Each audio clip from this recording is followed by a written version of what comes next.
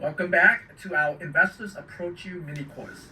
I am excited to get into step number one with you. As you know, our framework for how to raise $1 million plus per deal is a three-step framework: get leads, get trusted, and get capital. And we are in the get leads part of that framework. How to raise $1 million without begging friends and family. And I'll share with you a secret. It's by raising money from people who need to invest instead of people who want to invest. Let me share with you a little short story about Ian Drew. Ian is a client of mine. Ian moved here from Australia without any network of family and friends here in the U.S. And he had a background in finance, but he's new to real estate syndications. And he recently bought a 290 plus unit apartment complex in South Texas. And Ian's situation, because the U.S., he didn't have that option available to him, which is a great thing. He was able to raise a little bit over $5 million from complete strangers for his first deal.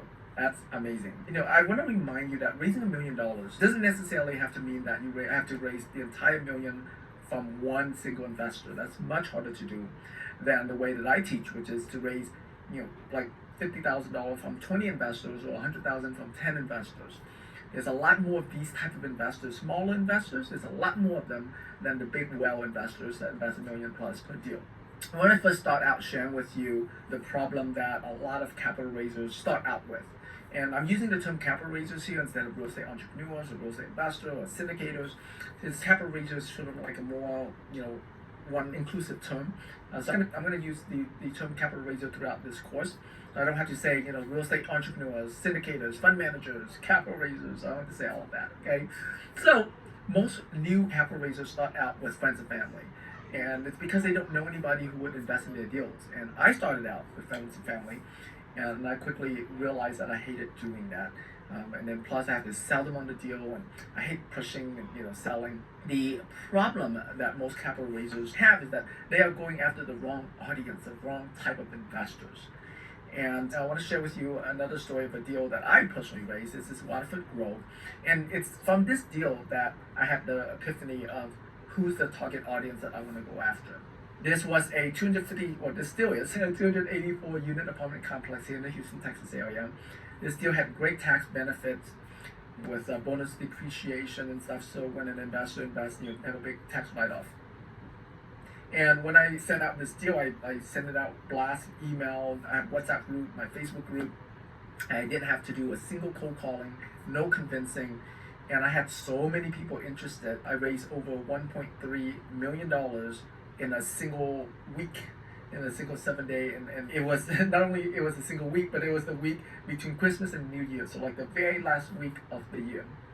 And a lot of these investors that invested in this particular deal were people that were sitting on cash, and they know that it's going to disappear in taxes if they don't do something about it.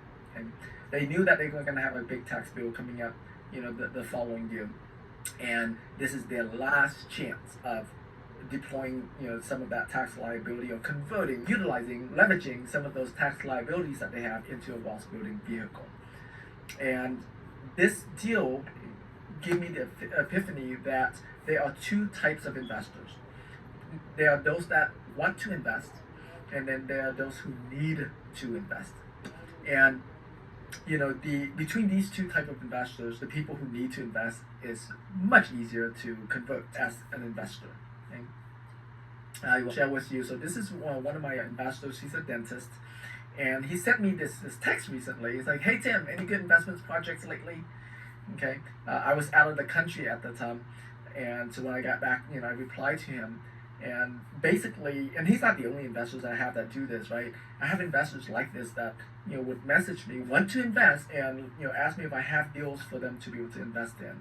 Now think about it. If you have these type of investors texting you, how difficult do you think it would be to close them, to be able to convert them into an investment, right?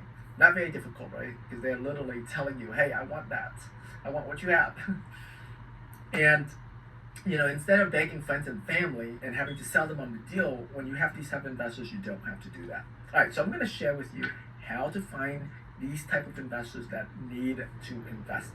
I call them high income earner type of investors. It's because number one, when they're making 200,000 a year or more, two things happen. Two things that is in your benefit.